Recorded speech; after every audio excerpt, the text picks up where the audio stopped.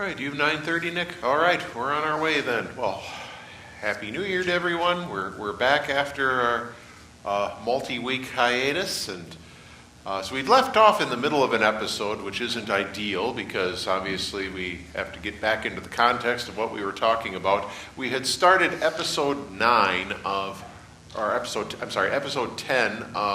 12 episode The Heavens Declare series, which looks at asteroids. But then last time we had also differentiated between asteroids, meteors, meteoroids, and meteorites.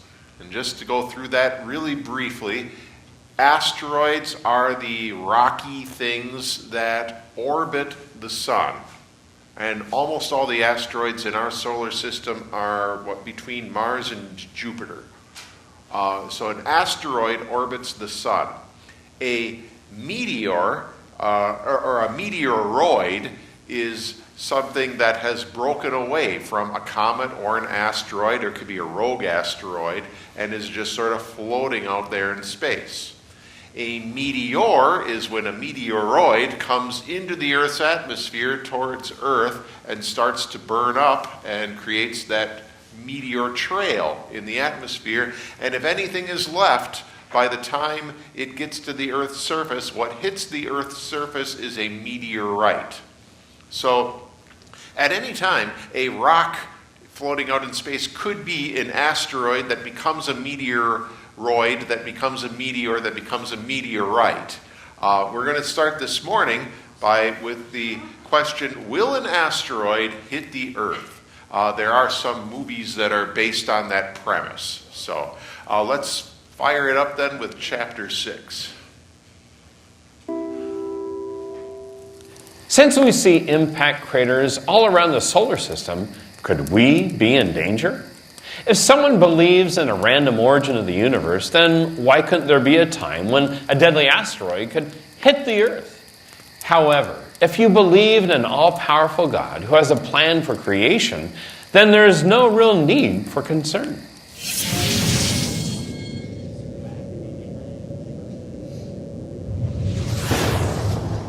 Most asteroids orbit in between the orbits of Mars and Jupiter. Some that cross into Mars's orbit and some that cross even further into Earth's orbit, and a handful that go even further, like into Mercury's orbit, something like that. Fortunately, there's very few that cross that way. And most of them are in such a position that when they're crossing Earth's orbit, Earth isn't there. Just because they cross Earth's distance too doesn't mean they ever actually intersect Earth's orbit, because they could be in slightly different planes. Now the asteroids are roughly in the same plane as the planets, but not exactly. They can quite easily miss the Earth many times. The Earth does have impact craters on it where some of the smaller asteroids have been obliterated as they impacted the Earth. On the surface of the Earth there are a few craters here and there, not very big ones by the way. There are some older ones that are found, one up in Canada that's a ring-shaped lake on a reservoir. There are several others that have been glaciated. There's one in northern Indiana I've driven across many times, never saw it. It's just a shocked structure beneath the surface of the ground. We have one in Arizona that's a mile across, 600 feet deep. I've been there several times. And that's a catastrophic thing that happened. I would have loved to have seen that from a distance, very safe distance. I think they've identified a couple hundred of these fossil, they call them asterblenums, so there's another term for some of them, but these are craters. Now, some of them have not been completely verified by to everybody's satisfaction, but we're getting the sense that there are at least a couple hundred probably that have hit the Earth we know of. There's some question as to how many have hit in the past. We don't really know how many have hit. It's sort of interesting because the Moon has all these craters all over its surface, and the Earth has very few by comparison. And you'd think if they both formed the same way, you'd expect the Earth to have a lot more craters because it's bigger. It's got a bigger cross-section in space, and it's got much greater gravity than the Moon. Much greater. You'd expect that it would accumulate a lot more craters. They're not there. And that's very interesting. Some of that can be explained by plate tectonics. You could say, well, maybe they were there, and then the plate tectonics covered them up, but that's a secular explanation. But in the biblical worldview, maybe there just haven't been that many that hit Earth. Maybe the craters on the Moon were from its process of God creating it, taking previous material, and the Earth was made in a different way. It was made on the first day. Everything else was made on the fourth day. Could be a reflection of the different process of creation that God used. If you're worried about long-term survivability of man and an evolutionary worldview, the chances are eventually our world will literally and figuratively end when a big impact hits. And it will happen again. Supposedly the dinosaurs were killed off 65 million years ago the same way. In Russia, we had a big thing that streaked and dropped some pieces, blew up some stuff, didn't kill anybody, as I recall, images of people, and it tore up windows and things.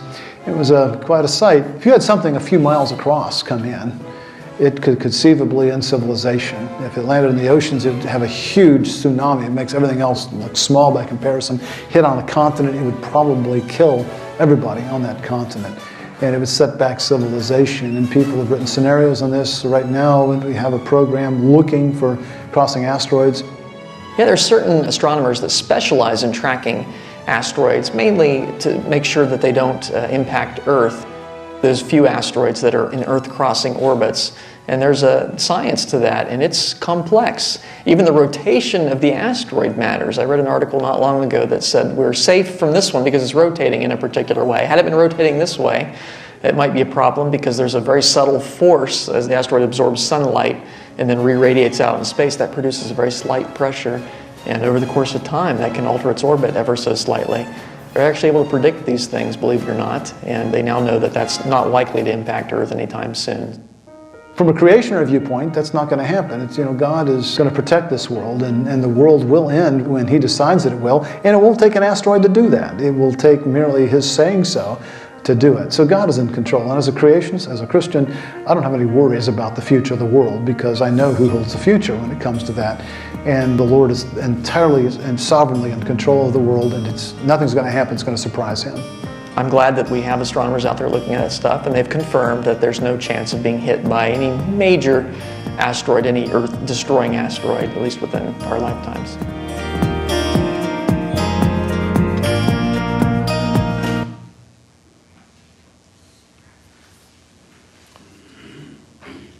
Okay. Did I turn on?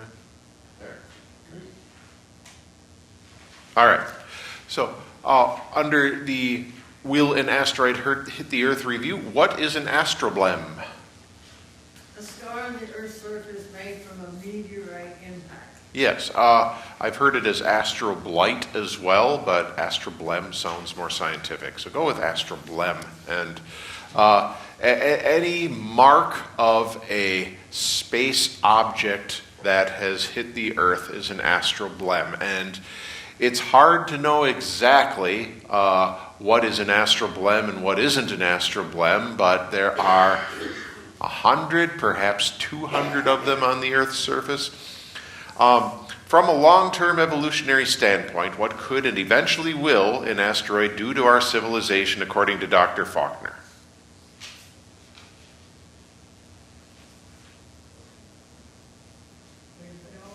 Eventually we're going to take a hit, according to an evolutionary standpoint, because it already happened, according to evolutionists, 65 million years ago. It wiped out the dinosaurs.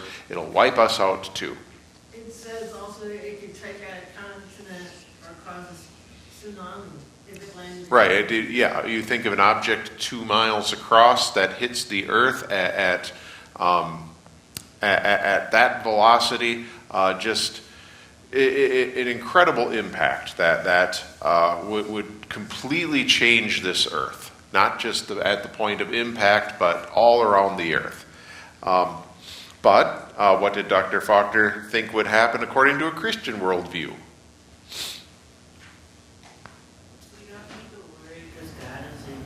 Yeah, perhaps he overstated the case slightly when he said, well, an asteroid will never hit the Earth. Well, we don't have a promise from God that an asteroid will never hit the Earth.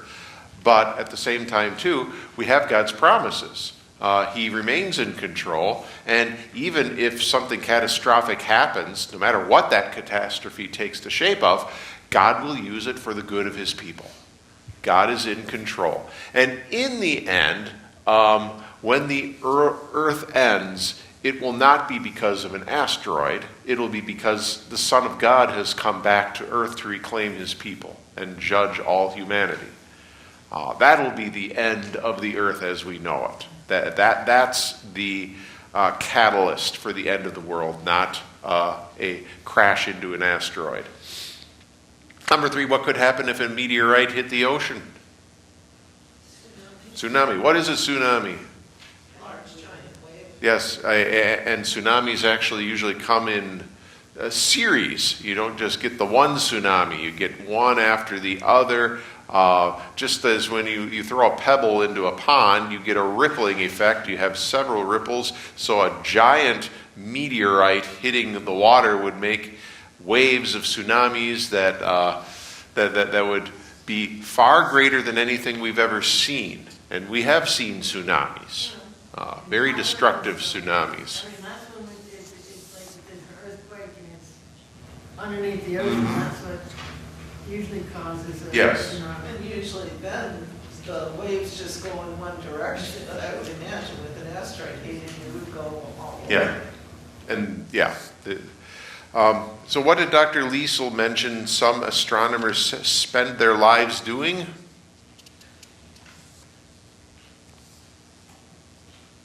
They track the asteroids. They track the asteroids. We know where they are, and we know what their orbit is around the sun. What have they found? There hasn't been enough of them to make an impact on it. Not only hasn't there been, but it's really not something to worry about. We're not living in a state where we on Earth are trying to dodge asteroids. There just aren't any asteroids that we can track as of the making of this video that are immediate threats to Earth in any way. It also said they found that the odds are slim that it would be at the same time the Earth was in the same point in orbit, so that's why they tracked them. Right. And when you think of the distances between the planets, the incredible space inside of our solar system, the odds of hitting of a little, relatively speaking, a little asteroid hitting a medium-sized planet like ours is just infinitesimal. It's like the odds of the Bears kicker hitting a double doink off the crossbar, off of the goalpost. It's really hard to do, but I suppose it could be done. But yeah, doink doink. Number 5, how do secular scientists explain the fact that there aren't that many crater impacts on the Earth? The moon has many impacts. By logic, the Earth should have many as well. Secularists believe it's because of the shift in plate tectonics erasing previous impacts. Right, they'd say, well, it was just, there were with all those hits, it's just that over the millions and billions of years, the topography of Earth has shifted because of plate tectonics, and the remnants of all of these astroblems has been wiped out. And then Earth is 70% water too, so most of them would have hit the water anyway, and there's not going to be an astroblem on the water. So, but what is another simpler explanation? There just aren't that many. Right, we have something the moon doesn't have. We have an atmosphere. The atmosphere protects the Earth from catastrophic hits from meteoroids, because most of the meteoroid burns up, and what finally hits the Earth is usually just a little rock. It could be something bigger at times, but usually it isn't. The moon has no atmosphere, and so meteoroids hit the moon's surface full force without anything stopping the impact. Okay, we won't do the discovery questions. I think they're rather obvious. So we'll move on then to chapter 7. We'd referenced the so-called asteroid that killed the dinosaurs 65 million years ago, and we'll take chapter 7 then. There have been several major asteroid impacts on Earth throughout history. The latest was an asteroid impact thought by secular scientists to have happened 66 million years ago, ending the rule of the dinosaurs. Challenges to this idea have recently raised doubt of the asteroid and the extinction of the dinosaurs, but it is still a very popular theory.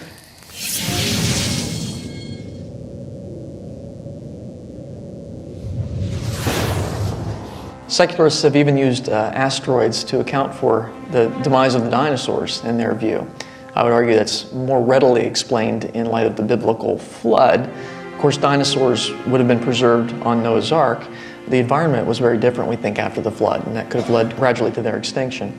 In any case, my secular colleagues, some of them, say that an asteroid impacted the Earth and it threw out clouds and such and changed the Earth's environment such that the dinosaurs were wiped out by that.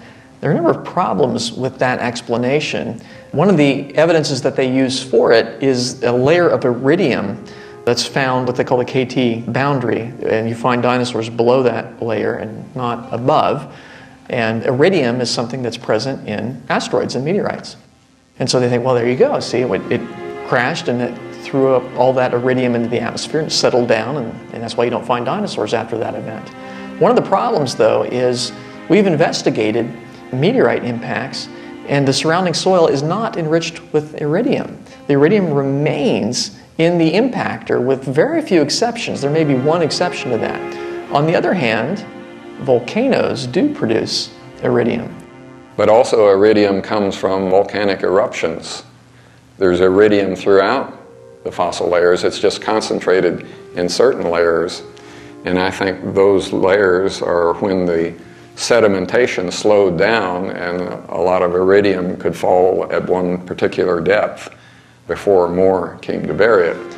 And so we think lots of volcanic activity would have happened during the flood year, and so that would be more natural to interpret that as perhaps fallout for the late stages of the flood, perhaps. In any case, it's not consistent with the notion that an asteroid wiped out the dinosaurs.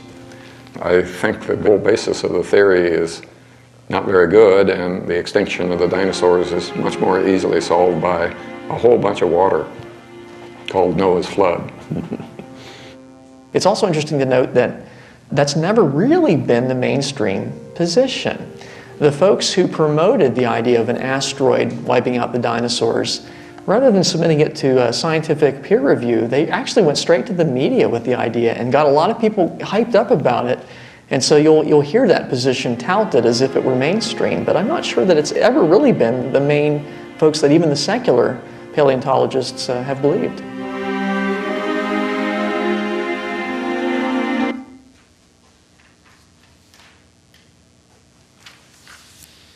Okay, under the review questions, what do some secular scientists think killed the dinosaurs and how? A meteorite killed them? How? Conked them all on the head. They were all in the right place at the right time. Boom. Oh, no. Yeah, threw up this huge dust cloud, changed the atmosphere, made life on Earth impossible for the dinosaurs, and they all fell over dead. What evidence do scientists point to?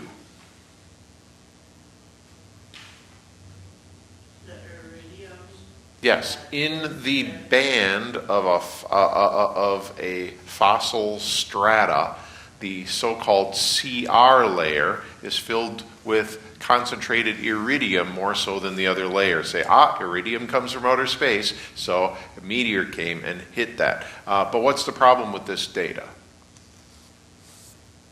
Volcanoes also produce a lot of iridium, and with the evidence of meteors hitting the Earth, it's just in that crater that has the iridium. Yes, we have no evidence that iridium gets spread out because of a asteroid or meteorite impact on Earth. In fact, the spreading out of iridium comes more often than not from volcanoes, it seems. And that's number 3. What else produces iridium? Volcanoes. What is the KPG boundary?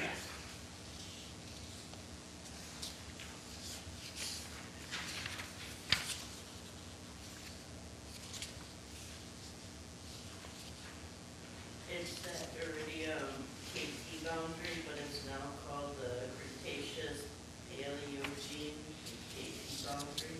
Well, yeah, it's in rock strata. The KPG boundary is the so-called time marker of about 65, 66 million years. And are there dinosaur fossils found after that? above that? Generally, no. There are a couple of exceptions, but generally, no. What could have gotten rid of mass amounts of dinosaurs? The flood. Not that there weren't, if there were dinosaurs still around at the time of the flood, which we assume there probably were, the earth had only been around a few thousand years, Noah would have taken dinosaurs on the ark, but dinosaurs most likely couldn't survive the changes in the earth that the flood brought about. And so the study of dinosaurs, especially in relation to the answers in Genesis people, that's a separate study all on its own. It's very worth looking into. There are evidences of dinosaur-like creatures in antiquity, in recorded antiquity. So they might not have all died off as quickly as people would like to think. And even something like the Loch Ness Monster and similar so-called mythical beings may have some relation to dinosaurs. But that's a different study. Finally, what is iridium? A metallic chemical element common in asteroids and meteorites. Yes, it's a metallic, not exactly what you said. It's a marker of something that happened, because iridium just doesn't exist on the Earth's surface by itself. Dave? When the Bible talks about Leviathan, is that like a whale? Yeah, that is it's a large creature of some kind, and we can't really pin it down, but again, I point you to the answers in Genesis people to tell you what their interpretation of Leviathan might be. So, all right, before our break, we're going to do chapter 9, Did Comets Bring Water to Earth? Chapter 8. Oh, did we not skip chapter 8? What are comets? Oh, sorry, you're right. Sorry. Chapter 8, Comets. In addition to asteroids, there are fascinating pieces of ice flying around our solar system. They are comets, balls of ice and dust orbiting around the sun. Some we see every few decades, while others take longer to orbit. Where do they come from, and how long do they last?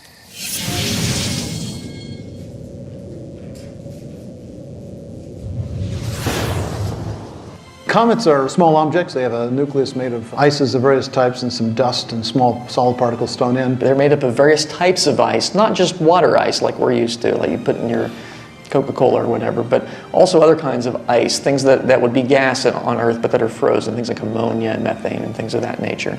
And all these things combined with basically particles of dirt.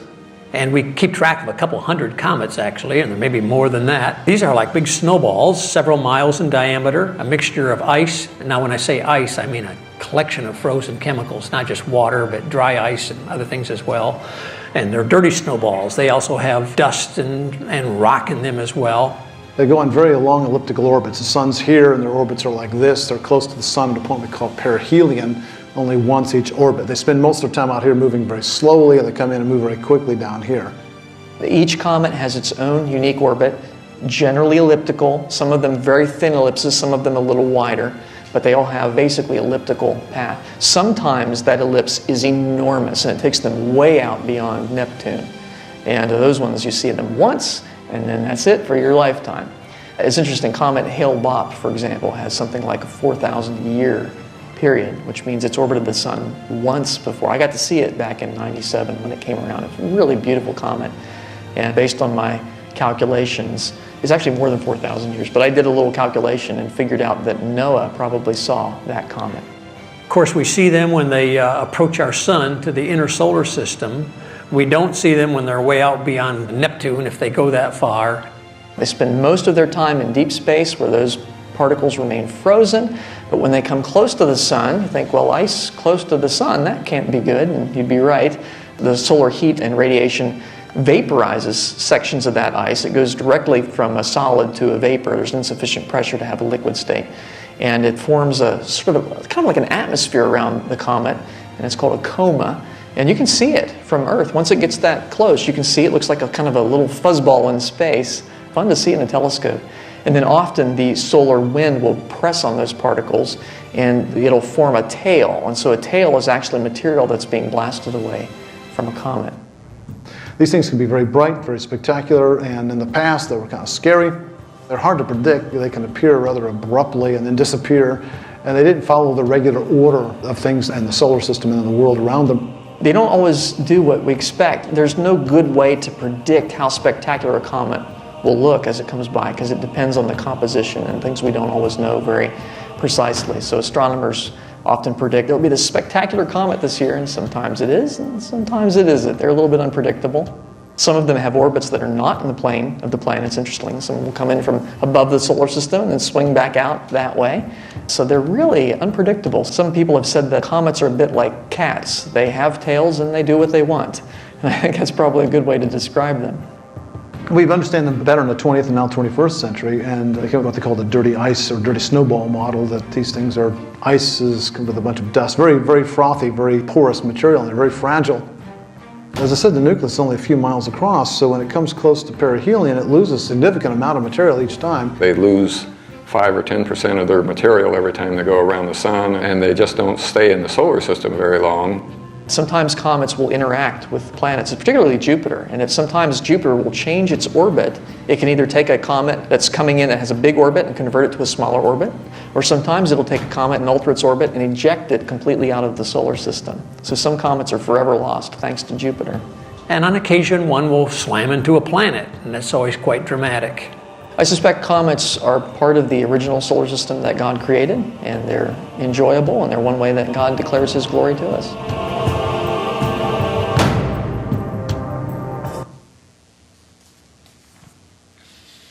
Okay, comets. Number one, what are comets made of? Balls of ice, dust, and rock, and the ice can be gases, water, and chemicals. Well, actually, comets were made by Mercury. They're sort of a clone of the Ford Falcon. So, Dave gets it. No, of course you're right, Linda. It's Mercury comet, and no one ever rode in a Mercury comet. Okay. Okay.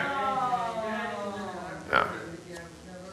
Anyway, the comets, dirty snowball is a good way to think of it.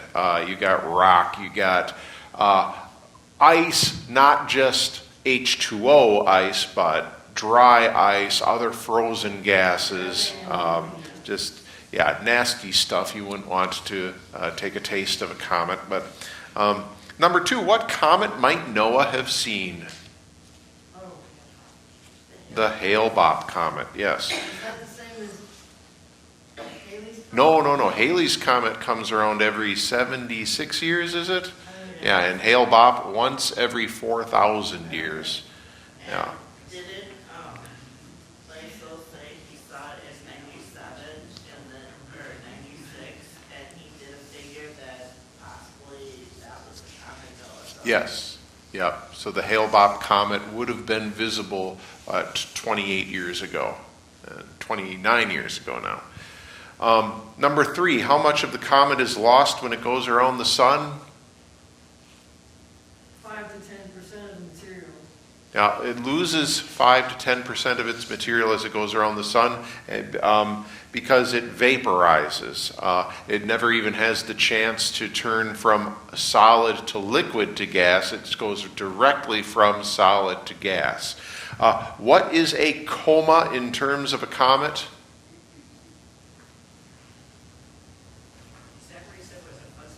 Yeah, that's that vaporization, and it happens so quickly to that material that it becomes just this fuzzy,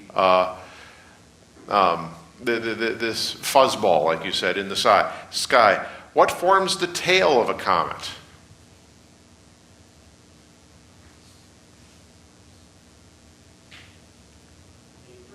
The vapors, and they're affected by the solar winds too, and so they leave that trail.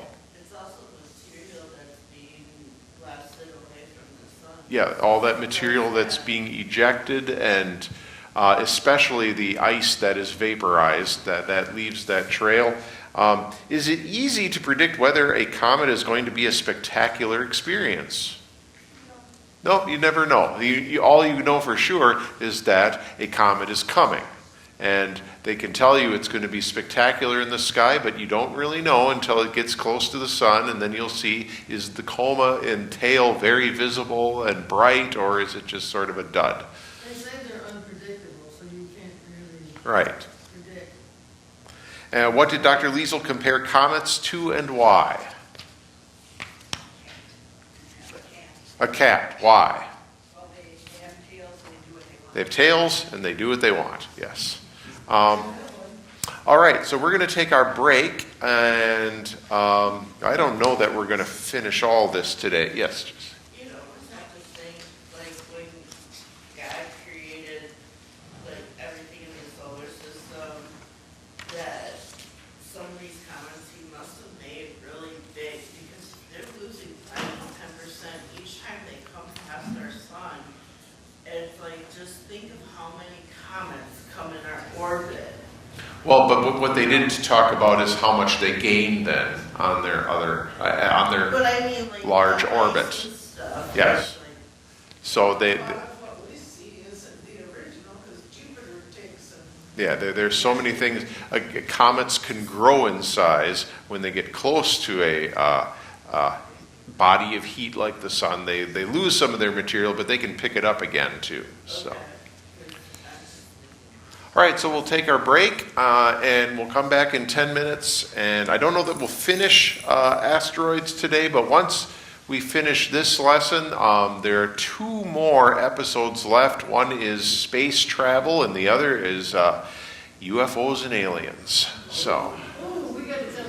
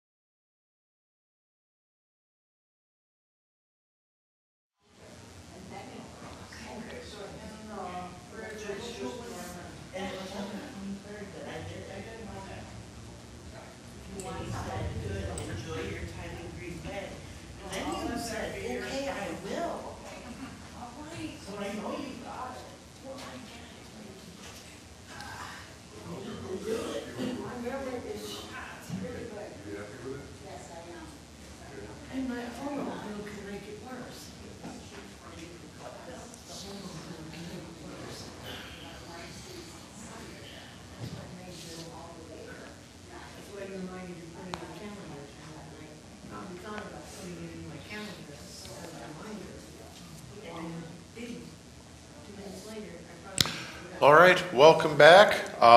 We're going to at least get through 9 and 10 today, but let's go ahead then and take 9. Did comets bring water to Earth? One of the big challenges of evolution and our planet is the incredible amount of water we have. Where did it come from, according to evolution? Could comets have brought it?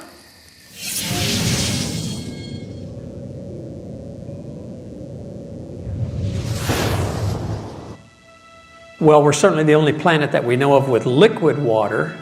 Mars has some water. It has ice caps, which are a mixture of dry ice and water. But if you'd melt all that, yeah, you'd have quite a bit of water on Mars, not as much as the Earth has. The Moon has some moisture, but certainly the Earth is the only place that we have found so far that has liquid water and gaseous and solid, all three of them, and we need all three for our own health. It looks like we are especially blessed with water here. One of the speculations on why Earth has water is that it might have been delivered by comets. Because one component of comets is H2O, is water.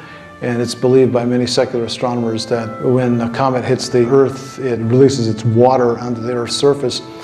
And so the belief is that early on there were more comets, and the Earth's oceans may have entirely come from comet impacts. That idea has become very popular in recent years. I think 20 years ago, very few people believed it. Now most people do. But there's a problem with that. There always is a problem with these secular ideas.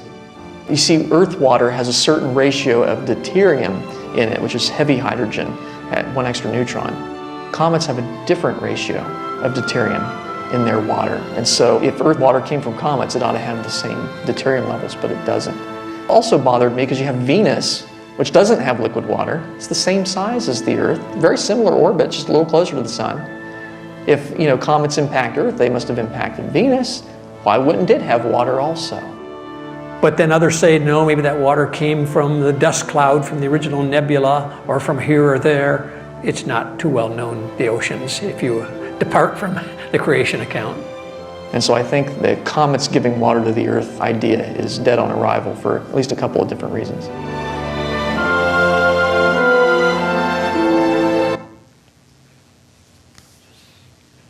Okay, so number 1, according to this chapter, how do secular scientists believe water got to Earth?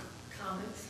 That comets delivered the water to Earth. That must have been an awful lot of comets over a long period of time, but they just kept delivering the water, and that's how we got our water, supposedly. I guess I hadn't heard that before, but at least according to our speakers there, they said that this is the prevalent belief nowadays, that we have water because of comets delivering them. But number 2, what is the deuterium? Stable isotope of hydrogen that has 2 neutrons rather than the normal 1 neutron. So it is hydrogen, but it's heavy hydrogen. It's got the extra isotope. And what's an isotope? Atoms that have the same number of protons and electrons, but different numbers of neutrons. Yes. So 2 neutrons instead of the 1 neutron in the heavy the heavy deuterium form of hydrogen, and that does exist on Earth. But number 3, is the ratio of deuterium and hydrogen the same as in Earth water as comets? No. Why should they be the same? If the comets were the delivery system for the water, that's where the water came from, so we should have the same. Now, obviously there's a higher level of study beyond what we're doing. I don't know how they measure the amount of deuterium in comets. I really don't know. Is that a radiospectrogram that'll tell you that? And can a radiospectrogram tell you actually whether you're dealing with heavy hydrogen or lighter hydrogen? I don't know for sure, but the way it's presented, at least, I'm going to trust these guys that they know what they're talking about and say, yeah, the comets have more heavy deuterium than we have here on Earth. Number 4, what is further evidence water didn't come from comets regarding Venus? Well, if we got hit with the comments, you think that day too, and they have water, and they have very little water. Yeah, there's practically nothing on Venus. Venus is much warmer than Earth, and much of that would be vapor, but there should still be water vapor and there just isn't. Even though it's So, the same size as Earth. yes. So, no, comets did not bring water to Earth. In fact, when did water appear on Earth? Pardon? Yeah, we're already told about water on the first day of creation, because the Spirit of God hovered over the waters. God created all of the foundations for Earth, the building blocks of Earth, on day 1. And then the rest of the week of creation, in a sense, is organizing that. But you get the picture. Now, the Earth was formless and void. That's a big muddy mess.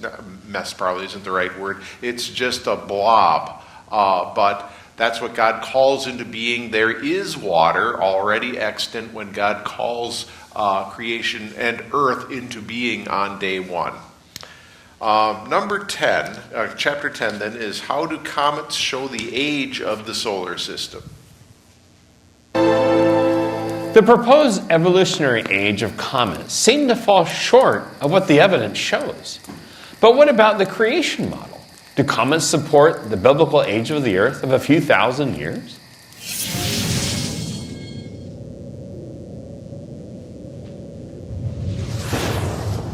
And it's obvious that a comet can only survive passage by the sun a few times and it's gone. And so they don't last forever. In fact, every time they come around the sun, they're going to lose a few percent of their makeup. That's what the tail is streaming off behind. And they don't replenish themselves. They shrink. And sooner or later, they disappear. We've watched some comets disintegrate into just a spray of gas. We've watched a few comets hit either a planet or the sun and melt quickly that way. One way or the other, comets seem to be a temporary member of the solar system. Now, even Halley's Comet comes around about once a lifetime, every 75 years or so.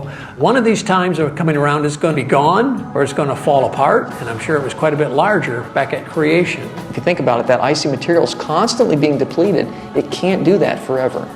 And we know the amount of material that's there. We know the rate at which it's being blasted away from the nucleus of the comet, the central icy source.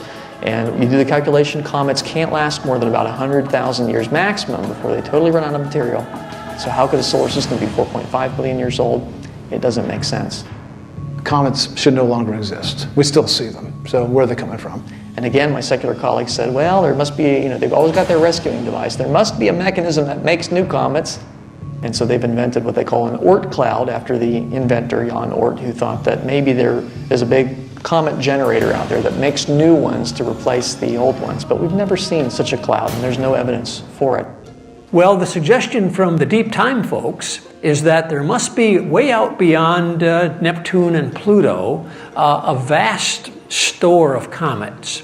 They have one called the Oort comet cloud. There's other clouds out there that have been speculated. We can't see them. They would be beyond telescopes anyway because these are small objects. And closer in is a kind of a donut shape, toroidal shape of comet nuclei just beyond the orbit of Neptune. Called the Kuiper Belt, which is a flat ring of large chunks of ice that we see out there. Pluto, by the way, they think is just one of the larger members of this. And in either case, perturbations of the outer planets, little gravitational tweaks, or nearby stars or whatever coming by will cause these things to fall into the inner solar system, where they will then replace ones that are dying. So you have a continual influx of comets to replace the old one. The Kuiper Belt theory doesn't seem to work when you actually put numbers to it, and nobody's ever seen it. The Kuiper Belt, they've discovered things beyond the orbit of Neptune, but I'm suspicious about a number of ways that I think this is just another asteroid belt. They don't seem to me to be comet nuclei. In the case of the Oort cloud, there's not a bit of evidence to support that. There's a fantastic quote by Carl Sagan. There's not a shred of evidence to support its existence. Secular models for the solar system need there to be an Oort cloud, this shell of cometary nuclei way out there in space, in order to explain the sources of certain comets. However, it's now turning out that the secular model, while requiring the Oort cloud to be there, can't actually make one. So comets, if they don't have that replenishment mechanism, would be very young. They would only be thousands to tens of thousands of years old for most of them. In order to explain the comets that we see today, the Oort cloud would need to have a certain number of comets. Secular modelers are now realizing that their models can produce less than 10% of those comets in the Oort cloud. And here's what they say. They say the sun was born in this cluster of hundreds of other stars, and comets formed around all those other ones, and then through gravity, the sun, our sun, stole the comets from there. So more than 90% of our solar system's comets actually came from other solar systems. Now think about all the layers of assumptions that goes into a model like that. First of all, it requires the sun to have been born in this big cluster of hundreds of stars. Where are those companion stars today? We don't see them there. Second of all, why did the sun steal comets from other stars instead of those other stars stealing some of ours? I mean, gravity works both ways. Was there some sort of one-way comet valve in space? But this is what's being resorted to explain away some major problems in the secular model. Yet the public is told that these models are science and that this is fact and that this is what we know happened. When what's actually going on when you dig into it is that there's all sorts of storytelling going on with some very contrived plots in the stories that don't match what we actually see. What we actually see is comets that the secular model can't explain. The evolutionary time requires this cloud. It's got to have it. It better be out there. But it's beyond seeing, so it's kind of an interesting model to have something to speculate, but it's beyond sight. Maybe time will tell on this. Maybe eventually they'll be able to narrow down and see that region on the fringe of the solar system to see if they're there or not. So that's kind of where that goes. At this stage, I would say comets are a young Earth indicator. But again, I wouldn't count it all that heavily because things may change. They may or may not find a cloud, but for now the burden is on evolutionists to show us this cloud. That's kind of what we say, where is it? The fact is there are comets. They're disappearing before our very eyes.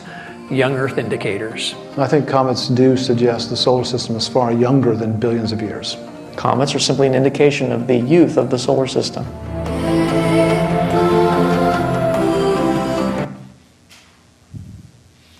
All right, so before the break, Jesse had made the point that really this video makes, that comets are losing their material.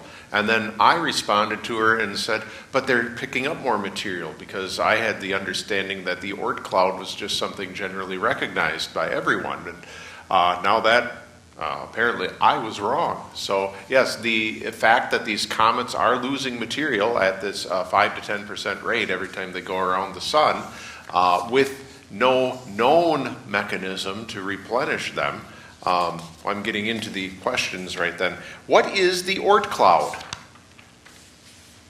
A theoretical cloud of icy objects in the outermost reaches of the solar system, named after Jan Oort, who first came up with this theory. Yeah, it's the rescuing device for the loss of material in the comets. Well, there must be this cloud out there, this comet factory, I think it was called. Has it been seen? No, it's only theoretical.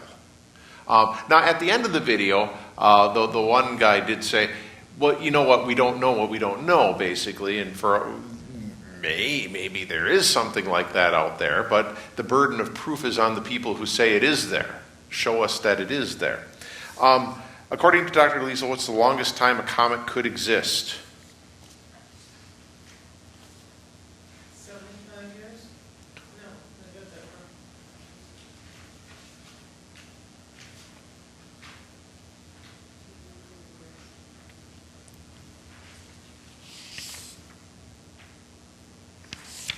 I believe he said 100,000 years.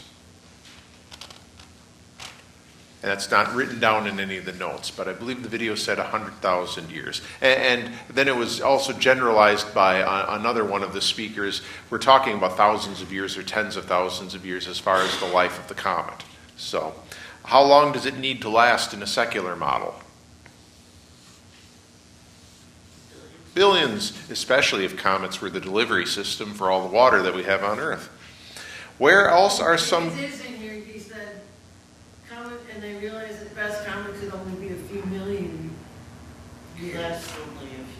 Okay. Comets could only last a few million. All right. Where else are some comets supposed to have formed?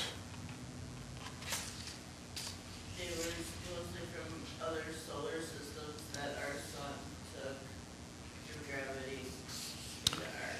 Yeah, and then also that's how our sun came into being. But also inside of our solar system, we have what's called the Kuiper Belt. And the Kuiper Belt, we know that exists, that those are chunks of ice outside of Neptune's orbit, but has the formation of comets from this place ever been observed? No. You don't see, you just, it's just assumption after assumption when it comes to the evolutionary model. Well, this must have happened because that we see these things now, and so that is how they must have come to be. In the section where he's talking about how the sun supposedly stole the comet, or with their assumptions, it's like, he says it's like the emperor's new clothes, there's nothing to discuss. Right, and we'll get to that with question number 5, too. Number 4, what is the Oort cloud theory? And, well, that's comets come from the Oort cloud, and they pick up material as they pass through the Oort cloud. What are some of the assumptions in connection with the Oort cloud?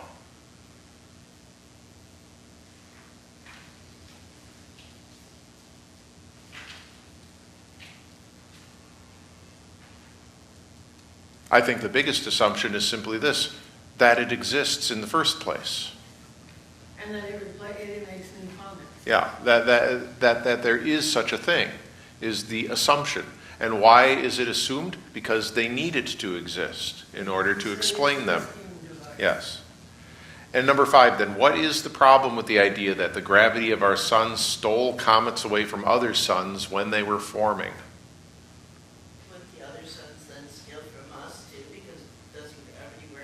Yeah, we have only a relatively small star as our sun. There would be much more powerful gravitational pulls on our comets, and we shouldn't really have any of ours left. And number 6, what is a burden of proof? It's a legal term which means the task of proving what a person is saying is correct. Right. You can make a statement, and you can make that statement with all the conviction in the world, but you better have something that backs up that statement. If you want to say, the Brewers are going to win the World Series, you better have some reasons that's possible. It can't just be you want it to be the case. You better have reasons. If you make a scientific statement that says, right, that there is an Oort cloud out there because we needed an Oort cloud to be there. Well, the burden of proof is on you in order to prove that. If you are standing trial for a criminal offense and your defense is someone else did it, you'd better have proof, especially if there is evidence against you. The burden of proof is on the one making the claim. So who has the burden of proof to explain whether or not the Oort cloud is real? Yes, the ones who say it has to be there. And all right, so we'll leave it there for today. We'll take chapter 11 to start next time, but then we move into space exploration and the space race next time. And it's one of the more... I think it's all interesting, but of all of them, I think it's the most interesting section, just because many of you lived through the moon landings and remember the Gemini and Apollo projects and all the national excitement that built up around that. And, well, we'll take a look at all that. And so, all right, let's close with a short prayer. Lord God, Heavenly Father, certainly the heavens do declare your glory, and we ask that as we live in this Epiphany season now and recognize the revelation of your Son as the one and only Savior, we too may declare his glory as your created beings. For as certainly as you made the heavens and the earth, you made us to declare your glory as well. Help us to fulfill that which you have made us to do. In Jesus' name, amen.